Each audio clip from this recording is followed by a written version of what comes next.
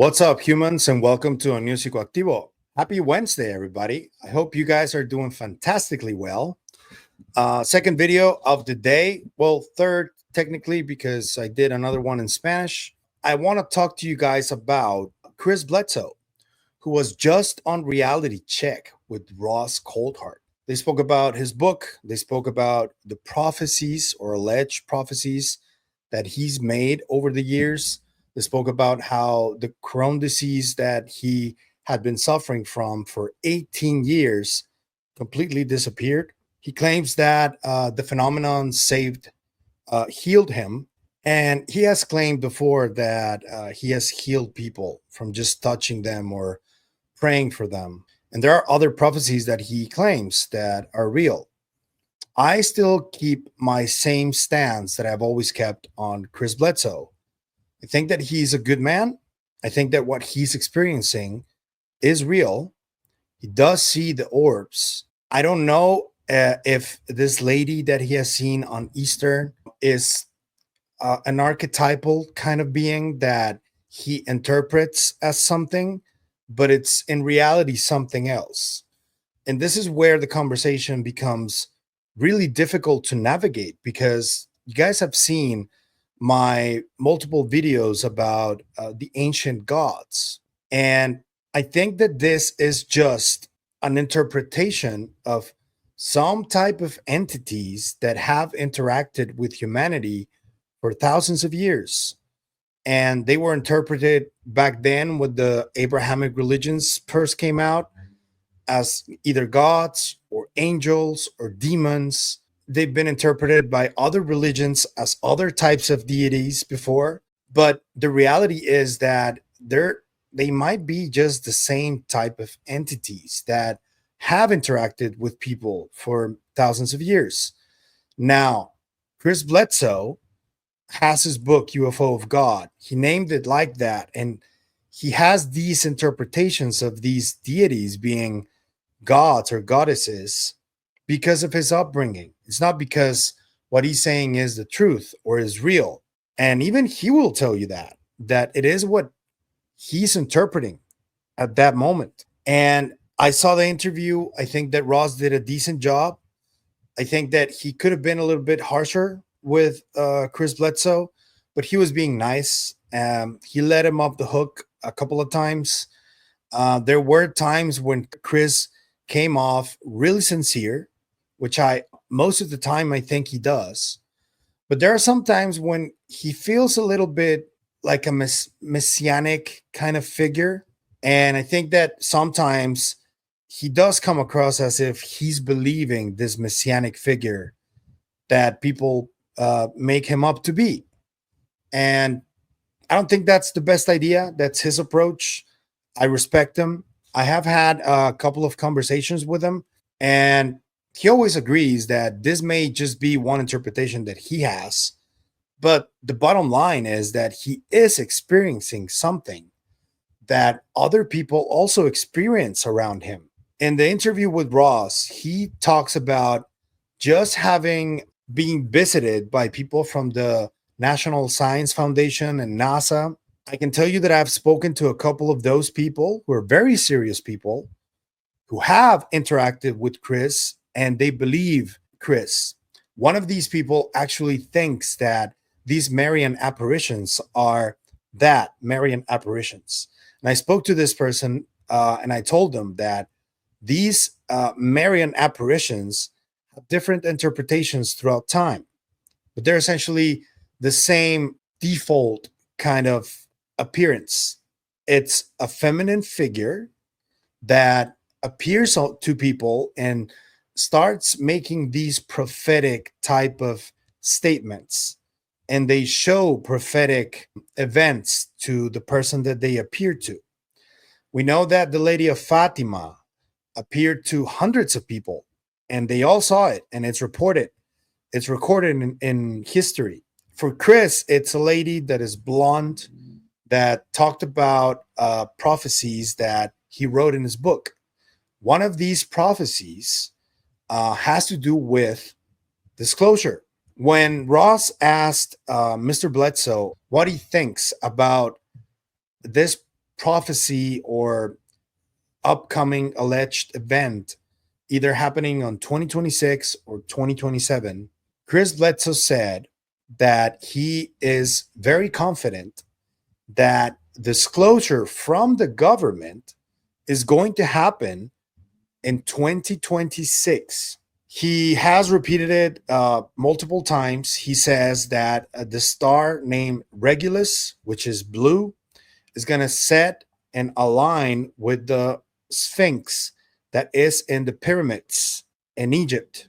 And that when that happens, that star is going to turn red. And when that happens, he says that new knowledge is going to come to everybody and that everybody's going to be awakened of some sorts.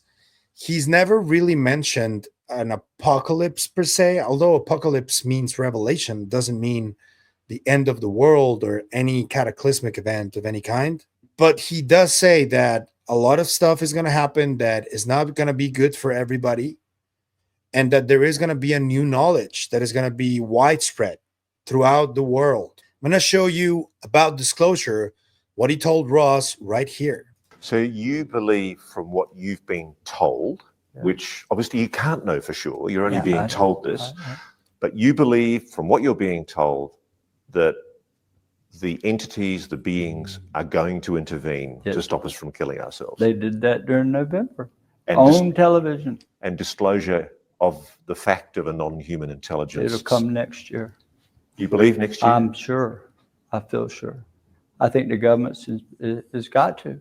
They have no choice. Because when these orbs appeared, and it showed them that I was in D.C. and I heard some of the conversation when they said, oh my God, this is catastrophic. If we don't tell it now, they may come back in 2026 and land. And if they do that, we just lost the control of our country. That's a strong statement, Mr. Bledsoe. You sound really sure of this. And I don't know what to think, really. There's been prophecies being told for millennia. Almost most of them haven't been fulfilled. We know that the 2012 alleged prophecy from the Mayans never really did do anything. And there was a lot of people really scared about something that was allegedly going to happen. The most recent one came from Latin America. My friend Fepo from Podcast Paranormal had been told by multiple people who allegedly spoke to non-human intelligences that by the end of May, something big was going to happen, that a lot of people were going to go. Nothing happened. So I don't know if what Mr. Bledsoe says is going to happen will. He does seem really certain about it.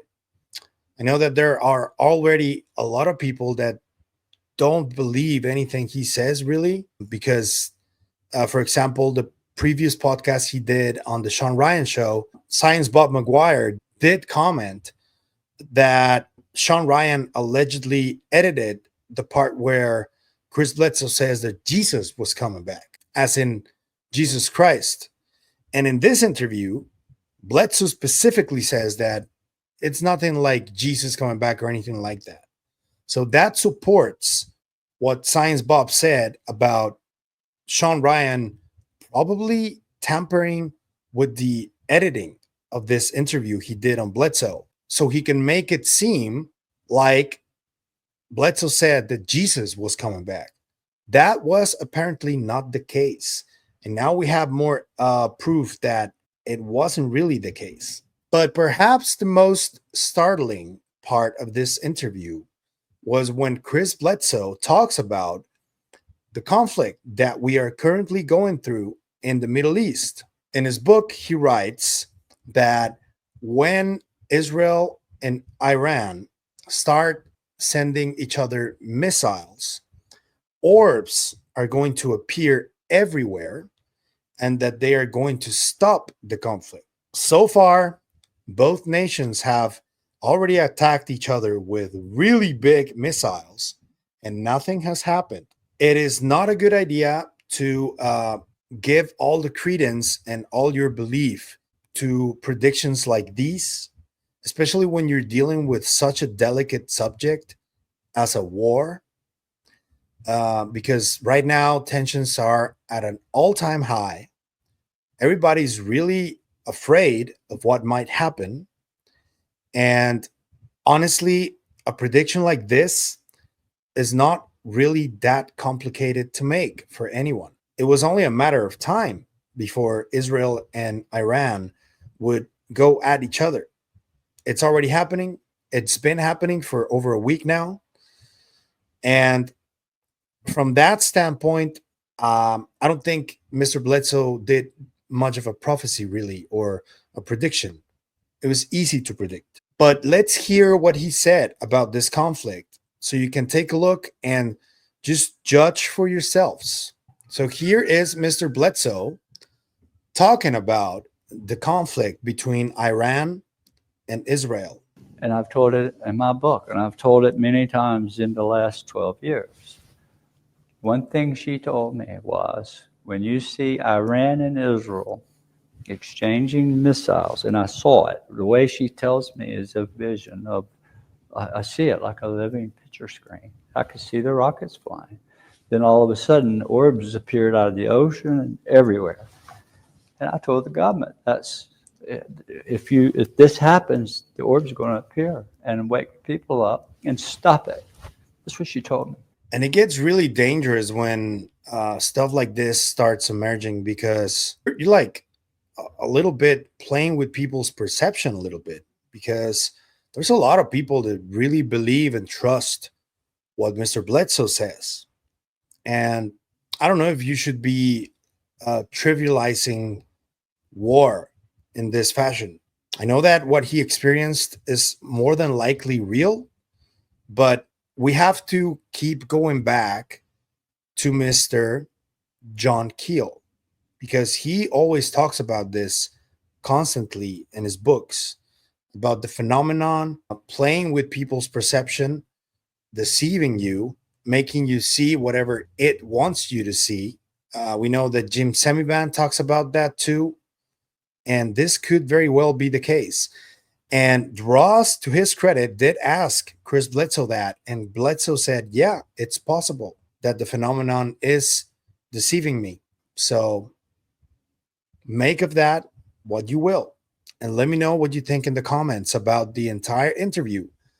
It is a must watch, I think, because the Bledsoe case is one of the most interesting ones. He has been visited by multiple people from different agencies within the government. He has been interacting with a lot of the most known figures within the UFO community. And it's just a figure that people need to be aware of and follow whatever is happening to him. But please do not believe everything he says. You can also check for yourselves with sources and with your own experience. But that's what he keeps saying that I think is worthy of mentioning. If you don't believe him, go visit him. He does gatherings quite often. I believe he does not charge any money for them, and he invites people to go visit him. If you don't believe him, go visit him and see what it's all about. I do plan to go visit him at some point, whenever I'm able to. But right now, as you guys may understand, I don't feel safe going to the United States. So I'm probably not going to go there for at least the next year, I think. And I'm sorry to say this, but it's the truth. Things are very hectic right now over there. And until things either calm down or something else, I'm not going. But if you live in the States and you doubt whatever Chris Bledsoe is telling you, by all means, reach out to him, go visit, and let us know what you think about the experience of visiting him. There's a lot of people that I know and trust that go visit him and they come back completely puzzled and tell me, dude, I don't know what that was, but that definitely happened. I definitely saw orbs. It was really weird. It wasn't that far away. So I guess I'm going to have to go visit Chris at some point. But when it comes to these predictions, honestly, I don't know what to think. I've already said my piece on this. Let me know what you think. Did Chris Bledsoe predict what's happening in the Middle East right now? Or do you think these entities are deceiving him in some way? Because what's happening in the Middle East wasn't really that hard to predict in the first place. Let me know. If you like the content you see, I'm going to ask you to like, share, comment, subscribe, and hit the bell icon. That's all you need to do really to help us, and it is what helps us the most, and it costs you nothing. So thank you. But if you want to support us in any other way, there's a few links down there. You can become a member, or you can support us through KGRA. Anything you choose to do is always appreciated, so thank you. And that's it for me today on this video, but I'll see you guys in the next one. Remember, stay curious and inquisitive like Mr. Chris Bledsoe. Always. Bye.